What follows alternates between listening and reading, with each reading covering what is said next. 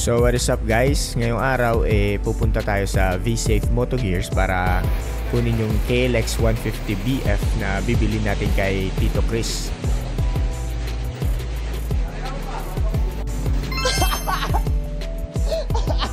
Ay paman.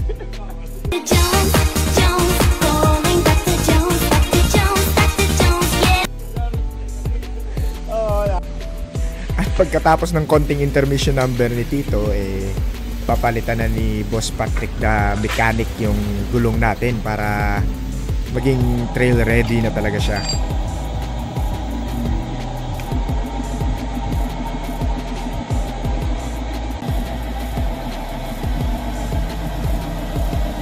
Ayun, at tapos ng palitan yung gulong harap at likod.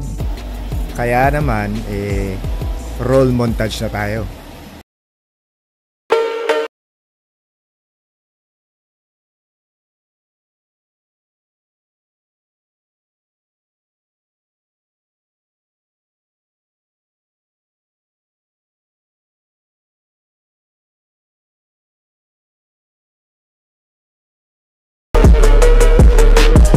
Yun, at tapos na. Kaya shoutout na lang kay Tito Chris sa smooth transaction at sa inyong lahat na nanonood.